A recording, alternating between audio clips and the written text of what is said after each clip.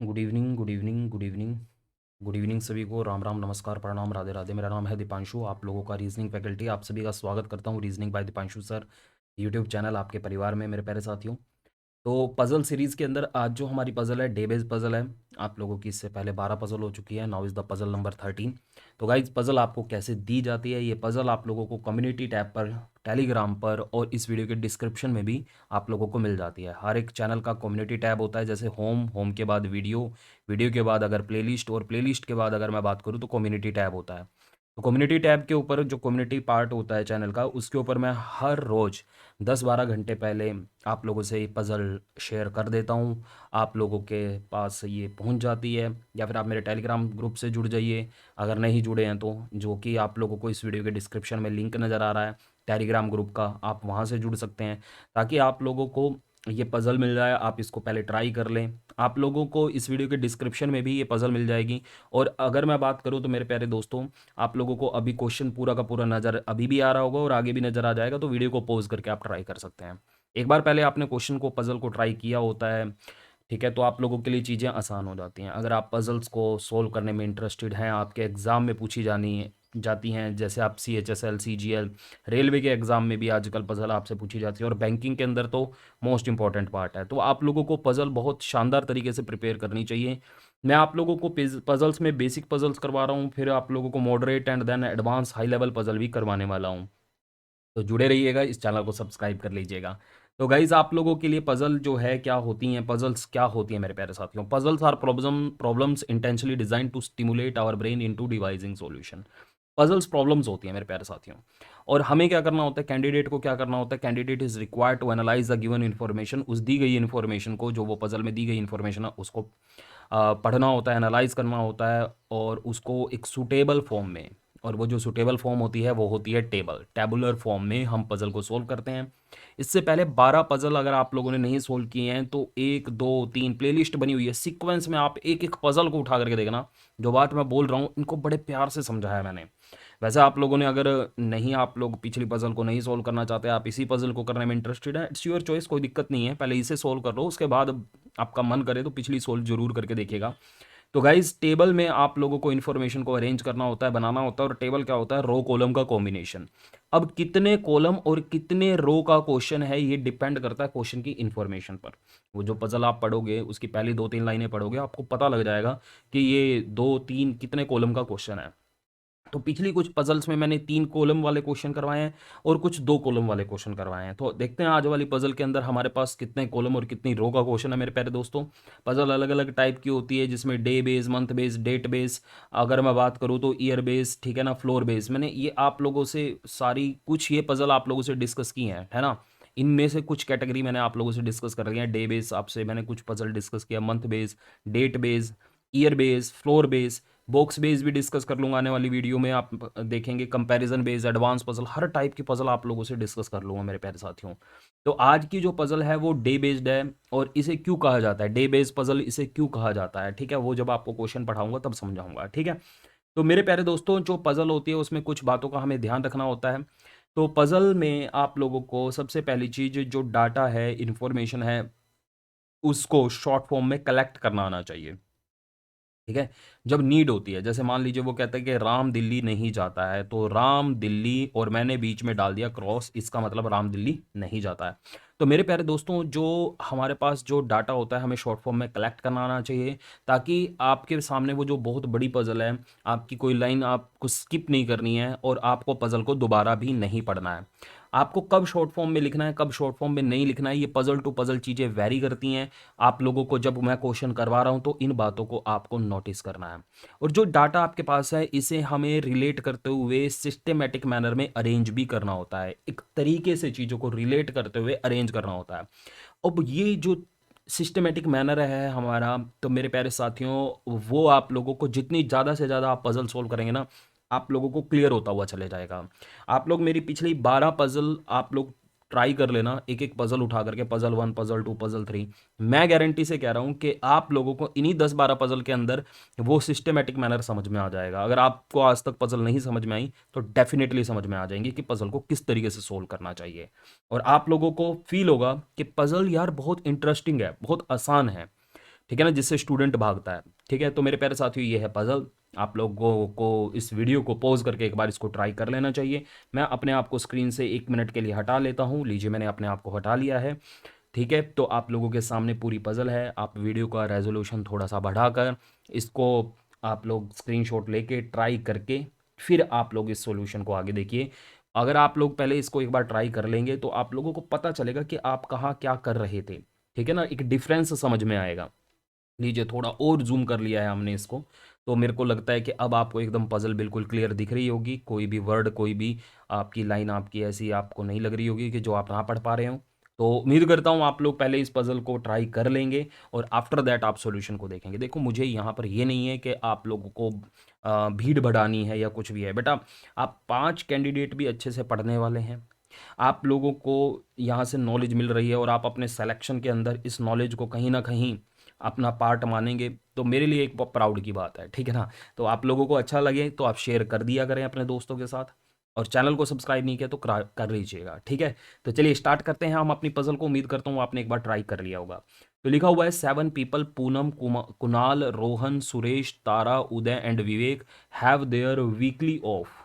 उनकी छुट्टी है on different days of a week starting from Sunday and ending on Saturday. मैंने इससे पहले भी आप लोगों से मेरे ख्याल से 2 या 3 डे बेस्ड पजल डिस्कस किए हैं। मतलब जिस क्वेश्चन में डे की बात होती है वैसे पजल मैंने डिस्कस किए हैं। तो इस क्वेश्चन में भी डे की बात हो रही है और आगे एक और लाइन लिखी हुई है, each of them has a liking for different colour. हर एक व्यक्ति को एक डिफरेंट कलर जो है पसंद है। ठीक है ना, कलर के नाम दिए गए। यहाँ से लेकर के इस क्वेश्चन के अंदर यहाँ तक की इन्फॉर्मेशन पार्ट है, आगे कंडीशन स्टार्ट हो जाती हैं। और इस इंफॉर्मेशन पार्ट से हमें समझ में आ रहा है कि यहाँ पर पीपल की बात हो रही है, और अगर बात करें तो यहाँ पर हम बात करें तो डेज की बात हो रही है, और एक और यानी कलर की बात हो रही है मेरे प्यारे साथियों। तो यहाँ पर 3 कैटेगरी का क्वेश्चन। अब कुछ स्टूडेंट पीपल के रिस्पेक्ट में डेज बनाने लगे, कलर बनाने लगे, तो वो गए। जिस क्वेश्चन में भी डेज की बात होती है मेरे प्यारे साथियों, वो डेज के रिस्पेक्ट में बनता है। तो मेरे प्यारे साथियों, हम 3 कॉलम बनाएंगे। सबसे पहले डे के लिए, पीपल के लिए और कलर के लिए। अब आप कहोगे कि बाकी के कॉलम क्यों बनाए हैं सर आपने, तो उसका रीज़न आपको समझ में आ जाएगा। देखिए, मैं एक प्रीफिक्स सी टेबल लेकर के चलता हूं। जरूरत पड़ने पर क्या है ना, इस टेबल को ऐसे एक्सटेंड कर लिया जाता है। फिलहाल आप 3 ही कॉलम बनाएं, ठीक है, और उसमें पहला कॉलम डे का रखें। और डे में भी उसने एक बात बताई है, ध्यान से पढ़िए, starting from Sunday ending on Saturday. हर बात को ध्यान से पैनी नज़र से पढ़ना बहुत जरूरी है। स्टार्टिंग फ्रॉम संडे, संडे से स्टार्ट करना है। संडे के बाद मंडे, मंडे के बाद ट्यूसडे, ट्यूसडे के बाद वेनसडे, वेनसडे के बाद थर्सडे, थर्सडे के बाद Friday and ending on Saturday. कुछ इस प्रकार से डेज आपको लिखने हैं। ठीक है, लिखने को तो starting from Monday ending on Sunday भी हो सकता था। ठीक है, तो लेकिन वो क्वेश्चन में गिवन है। ठीक है ना, क्वेश्चन में गिवन है तो वही लेकर के चलना है आपको। तो क्वेश्चन ये बन जाता है कि क्वेश्चन की इंफॉर्मेशन से ये चीज़ समझनी है कि क्वेश्चन कहना क्या चाह रहा है। ये जो 7 दिन है ना, अलग अलग दिन में अलग अलग बंदे की छुट्टी होती है। ठीक है ना, वो 6 दिन काम करता है और एक दिन छुट्टी होती है, लेकिन सातों की एक ही दिन छुट्टी नहीं होती, सबकी अलग अलग दिनों छुट्टी होती है। मान लो पूनम की मंडे को छुट्टी होती है, कुणाल की ट्यूसडे को होती है, रोहन की वेनसडे को होती है, सुरेश सुरेश की सैटरडे को होती है, तारा की संडे को होती है। तो हमें ये डिसाइड करना है कि किस व्यक्ति की किस दिन छुट्टी है और वो कौन सा कलर लाइक करता है। ठीक है ना, तो किस दिन किसकी छुट्टी और वो कौन सा कलर लाइक करता है, ये हमारी पजल है। हमें क्वेश्चन की इंफॉर्मेशन को इसी मैनर में सोचते हुए समझते हुए पढ़ना है। अब क्वेश्चन को आप इंग्लिश में पढ़ें, हिंदी में, मैं इंग्लिश में पढ़ लेता हूँ जनरली। और देखो, बोल तो मैं हिंदी ही रहा हूँ ना मेरे भाई, बोल तो मैं हिंदी रहा हूँ, कहते हैं तो आप हिंदी पढ़ लेता हूँ। तो बात वही है यार, 7 व्यक्ति हैं, इतनी कोई इंग्लिश नहीं यूज़ हो रही कि यहाँ पे कि भाई आप लोगों को मतलब कहते हैं कि दा हिंदू के पेपर वाली वकैब को यूज़ करना पड़ रहा है यहाँ पे, या कुछ उस लेवल की इंग्लिश है, ऐसा नहीं है, बिल्कुल बेसिक इंग्लिश है। तो यहाँ पर हमारे पास पहला पॉइंट क्या है, पहला पॉइंट है हमारे पास ये है, Kunal likes green colour and get its weekly off on Thursday.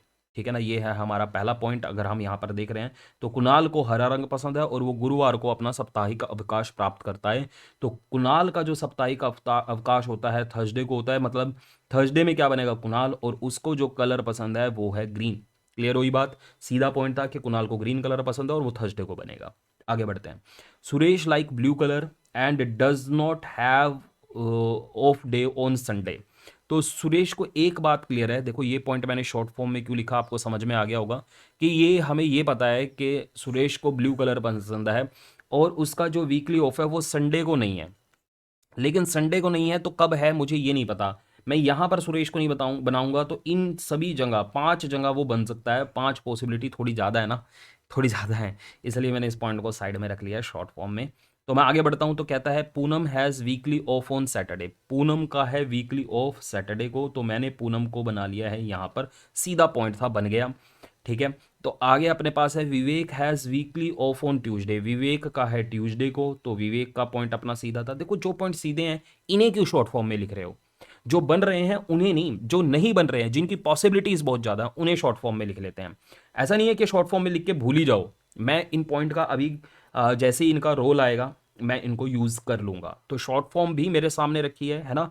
आगे लिखा है उदय लाइक्स येलो कलर। उदय येलो कलर लाइक करता है, तो मैंने इस पॉइंट को शॉर्ट फॉर्म में क्यों लिखा है अब आप समझ गए होंगे कि वो yellow colour sorry, yellow colour तो लाइक करता है, पर कब बनेगा किस दिन बनेगा ये नहीं पता है। कहता है whereas the one who have weekly off on Monday likes red colour. जिसका जिसका जो है ना जिसको रेड कलर पसंद है, उसका वीकली ऑफ कहाँ पे है, मंडे है। तो कलर में कलर को लिखें, पर्सन में पर्सन को, ये भी ध्यान रखें, उल्टा सीधा कई बार कर देते हैं तो कन्फ्यूजन हो जाती है। तो भाई जिसका वीकली ऑफ मंडे को है वो रेड कलर पसंद करता है। अच्छा मैं अब उदय की बात करूं, तो उदय येलो यहाँ भी बन सकता है, यहाँ भी बन सकता है, यहाँ भी बन सकता है। कितनी पॉसिबिलिटी है, 3 पॉसिबिलिटी है। सुरेश ब्लू की बात करें तो संडे में नहीं बन सकता, सुरेश ब्लू यहाँ बन सकता है, यहाँ बन सकता है। सुरेश को लेकर के कितनी पॉसिबिलिटी है, 2। ठीक है ना, मैं आगे बढ़ता हूँ। आगे क्या कहता है, Rohan does not like red colour and has weekly off on Wednesday. तो अगर रोहन का सीधा वीकली ऑफ वेनसडे बताया गया है, तो मैं सीधा रोहन को वेनसडे में लिख दूं। और उसको रेड कलर पसंद नहीं, ऑब्वियसली मैं मंडे में बनाऊंगा तो ही तो रेड कलर पसंद होगा। तो यार ये तो पॉइंट में मेरे को यार इसका कोई मतलब ही नहीं समझ में आया कि दे आने का मतलब ही क्या था। ये तो सीधा सीधा क्या ही रहा है कि जो उसका वीकली ऑफ डे है, ठीक है ना, उसकी जो छुट्टी है वो वेनसडे को है। आगे कहता है the one who like pink colour does not have weekly off on Tuesday और वेनसडे। जिसको जिसको पिंक कलर पसंद है वो ना तो आपको ट्यूसडे में बनाना है ना ही वेनसडे में बनाना है। तो चलिए अगर हम बात करेंगे ट्यूसडे और वेनसडे में क्या नहीं बनेगा, ट्यूसडे और वेनसडे में मेरे प्यारे साथियों क्या नहीं बनेगा, जिसको पिंक कलर पसंद है। तो इस पॉइंट को मैं यहाँ पे लिख देता हूँ कि जिसको पिंक कलर पसंद है वो ट्यूसडे और वेनसडे में नहीं बनेगा। अच्छा अभी तक के जो शॉर्ट फॉर्म हमने लिखी हैं उनमें पहला पॉइंट आपने ये लिखा था कि सुरेश को ब्लू कलर पसंद है, वो संडे में नहीं बनेगा। अगर मैं संडे में नहीं बना रहा हूं तो अब तो यही जगह बची है, क्योंकि सुरेश और ब्लू आपको साथ साथ लिखना है, तो मैंने लिख लिया है सुरेश एंड ब्लू। क्लियर हो गई बात। अच्छा एक पॉइंट और था, अब देखो ये वाला पॉइंट बन गया तो इसको काट देना चाहिए। ठीक है, एक पॉइंट और था जो आपने शॉर्ट फॉर्म में लिखा है कि उदय को येलो कलर पसंद है। अब उदय येलो यहाँ तो नहीं लिख सकते हैं, तो सिंपल सी बात है कि उदय के साथ जो येलो लिखा जाएगा वो हम यहीं पर लिखेंगे। अब बचे हुए प्लेस पे बचा हुआ मेंबर जो है मेरे ख्याल से वो तारा है ना, तो हमें तारा को यहाँ पे बना लेना चाहिए। और हमारे पास शॉर्ट फॉर्म में एक पॉइंट ये था जो अभी अभी हमने लास्टली पढ़ा है कि जो पिंक कलर लाइक करता है उसका वीकली ऑफ ट्यूसडे वेनसडे नहीं है, मतलब ट्यूसडे वेनसडे में आप पिंक यहाँ नहीं बनाएंगे, यहाँ नहीं बनाएंगे, तो पिंक बनाने की हमारे पास जो जगह है वो यही है। Okay got it. And the last point is Vivek does not like black colour. Vivek को ब्लैक कलर पसंद नहीं है, तो विवेक को ब्लैक कलर पसंद नहीं है तो ब्लैक मैं इसको दे देता हूँ। और जो बचा हुआ कलर है, कलर में red, green, blue, yellow, pink, black, white, तो मेरा रेड हो गया है, ब्लू हो गया है, पिंक हो गया है, येलो हो गया है, वाइट नहीं हुआ है। व्हाइट कलर मैंने कहीं नहीं लिखा हुआ है, तो बचा हुआ कलर था व्हाइट, तो मैंने लिख दिया है यहाँ पर। ठीक है, तो गाइज बहुत ही सिंपल था। देखो यहाँ पर पॉसिबिलिटीज नहीं अराइज हुई या मुझे नीड नहीं थी पॉसिबिलिटीज बनाने की, तो मैंने नहीं बनाई। तो गाइज अगर पॉसिबिलिटीज बनानी पड़ती है तभी मैं बनाता हूँ, ऐसा नहीं है कि सारे क्वेश्चन मैं पॉसिबिलिटीज बना करके ही सोल्व करता हूँ।